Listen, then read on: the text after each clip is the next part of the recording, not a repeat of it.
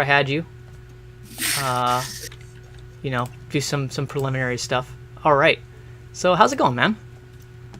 Things are going well. I've been watching the stream. Good job. Thanks. Yeah, you actually haven't missed that many notes, so I'm pretty impressed. Yeah, I was. You know what I was expecting? I was going into this expecting to miss about 15,000 notes, and to get Uh-huh. maybe $100 to $150 in donations. So I'd sort of balanced Uh-huh. it around that sort of total, to like the total outcome being about 250 something dollars to the ACS. And Sure. I don't have an accurate total because the bits don't automatically get added. But Uh-huh. whatever the total is, you can add about $80 to it, and that's what you actually have so far before my contribution. Wow. Yeah, so that's like it's over 400. It's between 400 and $500. I can tell you right now. Well, that's fantastic. Yeah, and then I'm gonna add my my swear jar, which a lot of people have missed my swear jar, so I'll just add my swear jar right now. I'll just add one. So I've got 85 coins in the jar. I'm putting a quarter for every penny for every note in the swear jar. So Sure. that's going to be also added. So you guys are definitely getting probably between $500 and $1,000 from this, which I'm super stoked for. Yeah. No, this is awesome. Yeah, and if oh, sorry, go ahead. No, let me just preface this by saying, like, with that sort of success, like, we need to write up. I mean, we're gonna have to do an after action, just debrief and talk about what worked and didn't work. Yeah. And I want us to have a broader conversation about this, because I think it's certainly something that the Cancer Society as a whole and ACS CAN wants to branch into and learn more about. Yeah. But I think there's a lot of people that are just unfamiliar with different platforms, so it's super exciting. Yeah, it's definitely, there are a lot of great charities are sort of being dragged kicking and screaming into the social media age, and I want to help because it's something that really kind of does need to be done in order to basically branch out. Like, this is going to benefit, by the way, just explanation for people out there. This is going to benefit the Hawaii Pacific Region's American Cancer Society and the agenda that they push forward. I'm saying that because we've had donations from all over the United States to benefit this. And so, like, there have been a lot of great efforts with, like, Relay for Life and a lot of other fundraising efforts that have been local, grassroots, community-based. But there are also grassroots efforts that can be done on a national basis or even international basis. My top donator so far is actually from Canada, and they do not get affected by state or even federal legislation out of us, but that person is still super invested in doing what they can to help ease the pain of people with cancer and to eradicate cancer all around the world. And they donated for that cause, and it's a way to sort of branch out and get everyone invested in even regional efforts. Yeah, absolutely. Yeah. I know who you are, but why don't you tell Chad a little bit about yourself? Sure. So my name is Davin. I'm from Hawaii and born and raised, and I have had the pleasure of working as the Hawaii Pacific Grassroots Manager for the American Cancer Society Cancer Action Network for the past almost 3 years.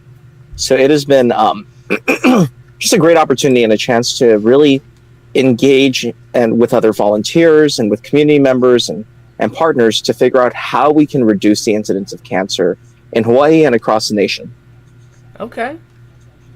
So, what's the difference between American Cancer Society and American Cancer Society Cancer Action Network? Like, what does ACS CAN do? Sure. So what we do essentially is we're the advocacy and policy arm of the Cancer Society. And so we know that the Cancer Society does a lot of good work when it comes to providing grants for cancer research. We know that they offer transportation for cancer patients. We have a Hope Lodge in Hawaii where we offer free lodging for cancer patients. What ACS CAN does is work on the policy aspects. What policies can we pursue that will help reduce the incidence of cancer? Whether it is things tied to tobacco, because lung cancer remains the leading cause of death, preventable death in the United States, across the world, whether it's making sure that we can provide access for early detection and screenings, so that way, if you have been diagnosed with cancer, you can get it diagnosed at an early enough stage where it can be treated and potentially cured. All the way to those policies that can help prevent cancer in the first place, right? Right. Those are some of the things that we want to pursue when we think about the fight against cancer. Okay. So, what are some recent achievements ACS CAN has had in Hawaii? Like, what have you guys done so far? Sure. Let's say since you started. Since I started, so we formed a colorectal cancer work group the first year, or 2017, when I was just kind of new to the org. And one of the big things that we wanted to do is figure out how we can improve not just treatment of colorectal cancer, but also just early detection and screening of colon cancer. We read a lot in the news that colon cancer is increasing and being diagnosed, especially among younger people. And I will say that since I've started working for the organization, the Cancer Society has actually lowered its recommendations for when people should get screened from 50 to the age of 45 now. Okay. When individuals should undergo their first colonoscopy and screening. And I will say anecdotally, Colton, like I know people that have been impacted, right? Like one of my good friends, she's 28 and she was diagnosed with stage 4 colon cancer. Right. And so 28 is very young. Like it's way younger than the recommended screening, but yeah. It just goes to show that, it touches people across all ages. Beyond that, more recently, we've worked to make all of the public universities across our state tobacco-free. The reasoning behind that is that 90% of tobacco users start before the age of 18, 99% start before the age of 26. And it's one of those things where we want our campuses to be tobacco-free, especially because we have things like childcare centers on some of our campuses. So you're seeing not just adults and high schoolers going through campus, but you're also seeing toddlers and babies being on campus as well. And being able for them to not be exposed to secondhand smoke, it's incredibly important. Right. Those are two quick things that I'd point to. We also worked with the university to secure a $20,000 grant to actually implement that law. And so what I think it shows is that we're not just focused on passing policy. We also want to work to make sure that the law is implemented. Okay, that's awesome. Yeah. One of the things that I'm actually familiar with from a non-cancer perspective is the sort of the fear that an increase of diagnosis rates is correlated to an increase of incidence. So, for example, the early screenings leading to more diagnosis. Is this a good or a bad thing? Like, I'm personally of the opinion that it's a good thing. It's like, so the example that I'm trying to draw from is people with autism. There's this fear of this ballooning autism rate, or this rate of diagnosis for autism just spiraling out of control in the last 30 years. That has a lot to do with the fact that screening methods and basically diagnostic criteria have become more comprehensive. And Sure. So more people are being diagnosed doesn't mean that more people or less people have it, just that means that more people are receiving treatment. So I'm personally of the opinion that that's a good thing. What's your take on it? Yeah, I mean, I obviously think that early detection and screening is a good thing. In the sense where it really we're seeing this in two things. One is that we're seeing deaths from cancer in decline over the past compared to the past decades, and more importantly, we know from survivability rates that the survivability over 5 years for something like colon cancer is about 90 to 95% if it's diagnosed in the early stages, versus something along the lines of 15 to 20% at the later stages of cancer for colon cancer. So, and what it underscores is this, right? If we can detect and screen and treat cancer at its early stages, we can make a big difference this way. So I know that. Oh, go ahead. Oh no, the last thing that I'd point out is this, right? When one of the things that, first off, we are a nonpartisan, non-profit organization. Mm-hmm. And so one of the other things that we respectfully point out to people is this: when we can diagnose and treat cancer at an early stage, it also leads to cost reductions when it comes to the cost of care. Right. Yeah. Like, for example, my mother's had a couple of cancers at stage 1 that have basically resulted in a simple extraction procedure. They cut a bit of skin out of her and they sewed her together, and she was fine.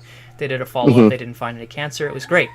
Versus like stage 3 or, God forbid, stage 4, when it metastasizes and, like enters into corollary systems, and then it's just untreatable. At stage 4, it's essentially untreatable, right? Like, you can hope, but usually...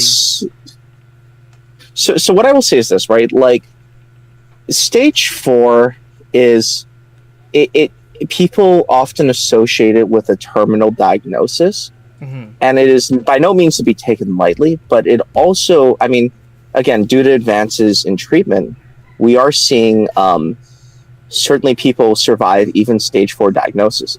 So like my friend, age 28, diagnosed with colon cancer. Her colon cancer diagnosis was stage 4 because it metastasized, but they were able to treat her cancer, and now it's in remission. And what I think it underscores again is this: when you have access to treatment, when you have a good insurer that's able to cover a lot of the cost of treatment, right, it really, really helps to reduce the incidence and increase your rate of survival and your ability to be cured from this disease. Valid. So what's on the agenda this year? I know the legislative session is closing soon, but what have you been working on lately? Sure. So I would point to really 2 or 3 main pieces of legislation. The first is this. We are looking into liver cancer research. Hawaii has one of the highest liver cancer rates in the nation. One potential cause from this may be this thing called liver flukes, which is a parasite found in freshwater bodies and freshwater produce, undercooked fish. And if you have the presence of that parasite in your system, it dramatically increases the chance that you will get liver cancer. That's terrifying. Yeah. You can Google search liver flukes parasite, and it pops up all sorts of interesting images. But is my sashimi going to kill me? I can't comment on that. What I will say is, I love my sashimi. We all love sushi. We all love. I mean, some of us love freshwater cress salads. Just wash your produce. I don't know what you're going to do with sashimi, but it's something that we want to be aware of, because you can actually treat liver flukes if they are present, and if you do consume them. Right. Second thing I would say is this, right? We're working on this concept called palliative care. Basically, when a patient is diagnosed with cancer, we think about treatment in the context of how do we immediately cure the cancer? Is it surgery? Is it chemotherapy and radiation? When oftentimes what we're seeing and what a lot of research is showing is that is too simplistic and too short-sighted of you. Because then you need to ask the real questions, right? If you have a loved one that has a cancer diagnosis, how do you feel as a caregiver that has to take them to and from treatment? Can you actually afford to take off work and take them to and from treatment? What about financial planning? What about mental health services and physical therapy? These are all things that palliative care explores. The treatment that helps cancer patients feel whole again. Right. And we are trying to work on 2 pilot programs throughout our state to try and improve access to palliative care. And the third thing that we're doing is really trying to focus, we're unfortunately, these bills are dead this session, but there is a broader debate over what happens with e-cigarette legislation. E-cigarettes have been called an epidemic by the Surgeon General's office. There's a big debate over e-cigarettes, but the general thing that whether or not, regardless of how you feel about e-cigarettes, the one thing that we can agree upon is this, that they shouldn't be used by youth. Nonetheless, like, we know that Hawaii youth are using them in increasingly and incrementally increasing rates. And that's a cause for concern that we're trying to figure out how to best address. Okay. So I don't have cancer. So why should, and I'm a young, able-bodied person. Why should I care about cancer specifically? Sure. So I would ask really 3 or 4 different things. The first thing is, you may not have cancer, but do you have a family member that has had it, that has been touched by cancer? Yes. And if the answer is no or yes, for most people it is yes. But if not, it's, do you have a friend or a colleague? And then really, the reality of the situation is this. It is very, very, very difficult to live your whole life without knowing someone. And typically it'll be a friend or family member, if not yourself, that will be impacted by cancer. It is one of the worst diseases. It's one of the ones that no one likes hearing the C word, but it's something that we really want to work on and address. And I think that's a reason to advocate, and that's a reason to really take action. Okay. So what can I, the layperson, do to help? I'm not a doctor. I am barely able to dress myself some days. So what can I do to help? Sure. Well, I mean, I think there's 3 or 4 different things you can do. One is get involved in our organization, and you don't need to be an expert in the legislature. You don't need to understand policies and understand insurance plans or anything like that. Part of it may just be having a conversation with a friend about why we should care about cancer issues. Another thing could be, if you feel passionate about an issue that we're working on, feel free to write a letter to the editor or an op-ed. Talk about why your health insurance is so important. And finally, you can even do what Colton is doing, right? Have a charity. Raise money for an organization that is trying hard to really advance policies that can help reduce cancer. There are so many different ways to get involved. It's all a matter of, what are your skill set? What skills do you provide? And how can we best serve you to make your experience volunteering with us enjoyable? All right. Well, I hit notes. That's what I do. But I don't hit notes well enough. I hit notes well enough. I hit notes poorly enough that I'm going to be donating. I hit notes well enough that I'm not going to be donating a lot. Okay. That's my middle ground. But, I mean, again, hitting notes makes a difference, right? Yep. So thank you for missing them. You're welcome. So actually, I have one last question. This is my heavy hitter. What is my money being used for if I donate to ACS CAN? Because, let me tell you, as an active member of American Cancer Society Cancer Action Network, it ain't going to my salary.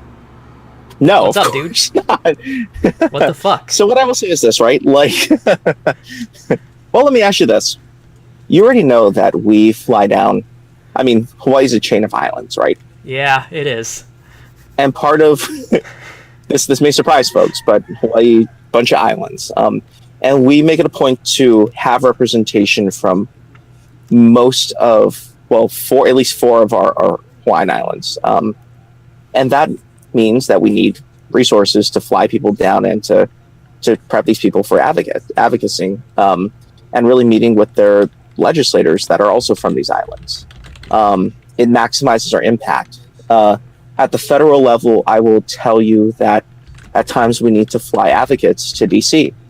The best example that I can give is last year we passed this federal piece of legislation called the Star Childhood Cancer Act, which helps to remove barriers for childhood cancer research.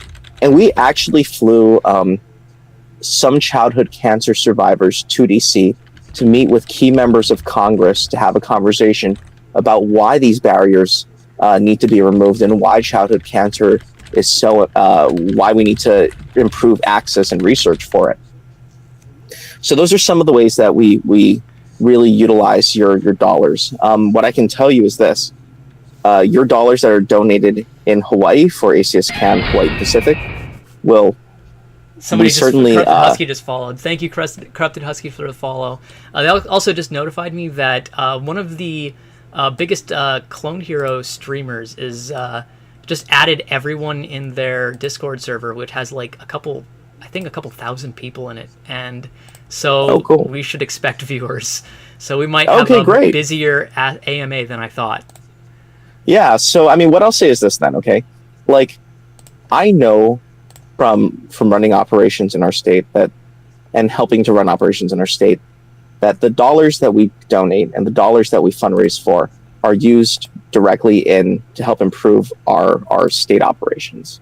So that being said, again, like, there's a lot of ways that we also need to use our dollars to help improve cancer research at the federal level.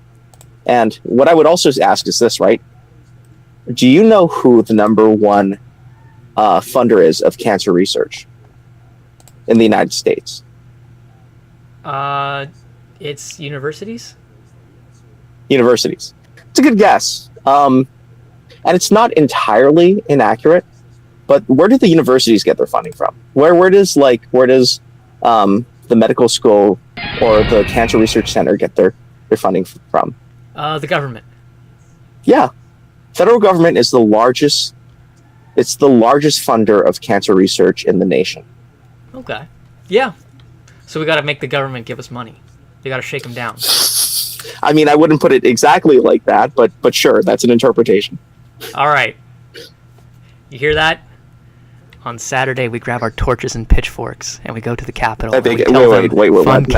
I'm not advocating for that.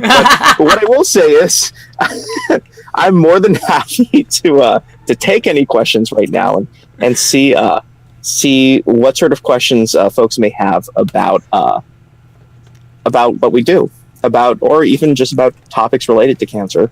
Sure thing. And at this point, I'd like to open it up to chat. Chat, I'm going to give you guys a couple minutes. I'm going to do some back-end stuff, so I'm going to put the guitar down for like 3 minutes. Ask questions, and I will relay them to our friend Davin.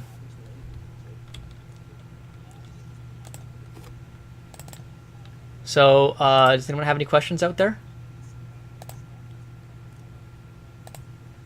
If not, that's okay. We just we'll resume the clone, and then we'll do some commentary and stuff like that. Oh, I have one question for you, and this will give me an opportunity to prepare myself a bit. So, Craybar asks, what percentage of funding goes to admin costs? That is a great question, and I can look that up for you. I can tell you right now that ACS CAN in Hawaii has like 2 people on its payroll. It's a very volunteer-driven organization. Probably not literally 2 people, but like I've only met 2 people that are actually on payroll, I think. Well, for ACS CAN, that's true. Yeah. Okay. So yeah, a lot of it is driven by us, the volunteers. So I think a lot of like he was saying, a lot of the costs go to travel expenses. I don't know if that counts as administrative, does it? No, and I would also say that a lot of it goes to actual so I mean, even materials for educational outreach, right? Even the time that we take to actually put together presentations, go out to different community forums, prepare testimony, train testifiers, all of that. Those are the costs that are associated with our state operations. Okay. So yeah, those are operating costs. Okay, cool. Yeah. Okay, any other questions? Oh, sorry, do you want to elaborate on that a little more, or is that... Oh, no, go ahead. Yeah, admin's pretty much just payroll. Yeah, then I think it's just the 2 people on payroll. And I can tell you that unless he's been cheaping out on us, Davin mostly gets paid enough to like take us to diners and stuff after, but like we don't get those steak dinners after our advocacy days. We get ramen burgers. Actually, none of us got a ramen burger. I don't know if that is I I don't know if you're rating. trying to say that's a good thing or if you're complaining to me right now. So I'm ribbing you, but I think it's a good thing. well, I'm glad about that. Yeah, his smoked meat's pretty legendary. Yeah. Well, what I will say is this. You had a question though. My question? Oh, Yeah, I thought you had a question, Cole. I did have a question, but it's just a fun little question. So I am giving a free song request and commensurate challenge to everyone that is speaking, as well as all the other stuff. So Oh, if you want to get at me with a song request in the next couple minutes, yeah. Maybe any song? it can be so. If you're able to see my chat, actually, if you're able to just see chat, I'll type it out for you.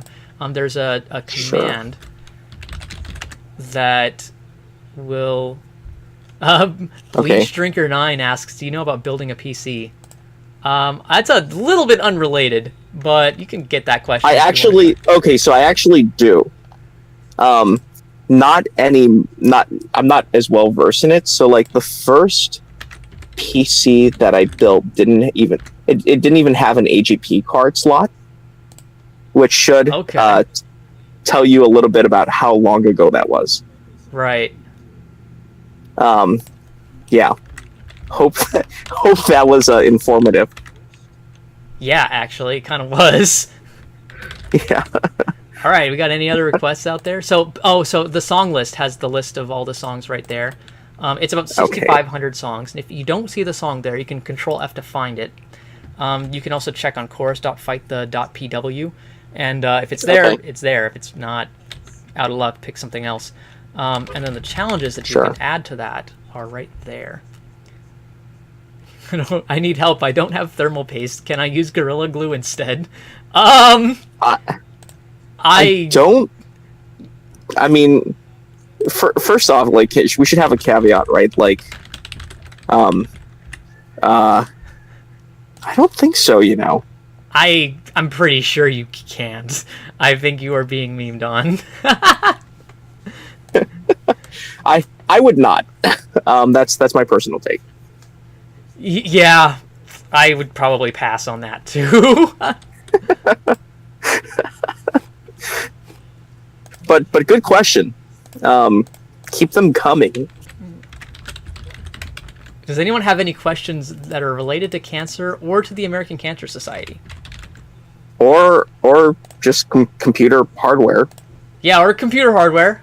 I would rather those be around when when my wife gets home, because she actually does do that sort of thing. Hey, Luigi, 200,911. Bleach. I would maybe check like somewhere else for that. Let's see. What's a good? Can I use Gorilla Glue? Instead of thermal paste. Super glue is thermal paste. Oh my god, that's an actual question that people ask. Attaching heat sinks with glue. That's gonna fry your shit, man. Oh my god. People do this? Can mix thermal paste with crazy glue for people are actually doing this. Does it not work? working out well, no. No, right? It doesn't work out well because the glue heats up and it melts. I was gonna say, I don't think Gorilla Glue is meant for that. I'm gonna say it's definitely not. What's going on here? I mean, I'm not, not a scientist. Oh my god. I'm a gluologist. People actually do this. Like, there's tons of forum posts that are just like, just should I use thermal glue Gorilla Glue for my thermal paste? So the answer then is no. Yeah, the answer is gonna be a hard no, dog. What kind of CPU should you use? That really depends on your case. Mm-hmm. Just use great double bubble. Questions. Just gotta chew it first. Great. Okay, so Eureka has one, and I'm going to broaden it a little bit. She asked if you've ever played Clone Hero, but I'm going to ask if you ever played Guitar Hero or Rock Band, because that's what Clone Hero is based off of. So I have not played. I played Guitar Hero, but I was terrible at it. Okay. I used to play DDR. All right. Which, I mean, I don't want to say, Colton, that you need to do DDR next time you do this. However, I'm saying, I mean, don't get me wrong, Clone Hero's tough, okay? For 6 hours, a lot of credit, right? However, however, are you dancing for 6 hours? No, and I gotta work off this. And if you're not, what are you doing? I don't know. If Exactly. I don't know, because my friends don't dance. If they don't dance, then they ain't no friends of mine. Yeah. Rikiu Rajayan asked, how much influence, if any, do you have working with legislators in getting medical-related legislation passed? So, Medical related legislation. yeah, probably like legislation related to, say, healthcare access is what I'm going to Sure. to. So, I mean, one of the big campaigns that we waged in 2016 and 2017, and even parts of 2018 was our Access to Care campaign. And that was primarily waged in the continental U.S., but the sole focus of that was ensuring that cancer patients still had access to provisions provided by the Affordable Care Act. What I will say is this: things like pre-existing conditions, things like ensuring that patients are able, that there are some affordability aspects in the Affordable Care Act were key, because out of all of our constituents are especially sensitive to things like pre-existing conditions and how that may impact their healthcare coverage. That is one of the things that I think we worked on, and we're going to continue to work on. In terms of how influential we were, I know that we had we had every congressional district represented and do some action to their member of Congress. We had one of our federal advocates actually on C-SPAN and quoted in the New York Times and the Washington Post talking about the affordability of care should cancer patients lose access through the repeal of the Affordable Care Act, and it continues to be one of our big issues that we're advocating for. Okay. And I know that, that's a battle that was sort of temporarily won, as far as, pre-existing conditions not being immediately disqualifying for healthcare coverage. So that's it's an ongoing struggle, though, because a lot of those Affordable Care Act provisions on the whole are being challenged towards, repeal and replace, or whatever the buzzword that's going along right now. So Sure. I do know that that's important to make sure that right is secured on a long-term basis. And I can help answer that question as well, as somebody who went to the Cancer Advocacy Day last month. I'm an advocate for American Cancer Society as well. I spoke to every person who represents me on the statewide legislation as a constituent. And we also spoke to about a dozen other state representatives as well. So we do a lot of direct face-to-face interaction with people on the legislative level. I don't know how much of that is outright monetary lobbying, or basically flexing on that level, because a lot of the people that we talk to generally are supportive, at least of the things that we were talking about at the time. So it's easy to basically look someone in the eye and ask them to vote for your bill if it's something that's really stupid to challenge. You know what I mean? No, I mean, I think it's it's definitely one of our big campaigns, and certainly an issue that we're continuing to monitor. All right, cool. I think that does it for questions. Oh, there's one more question. What do you think about buying a Subaru WRX STI? Looks new, just needs tires. $6,000. For $6,000? What year is it? What year? Oh, we got the important questions here. You're being put on the spot, Bleach Drinker.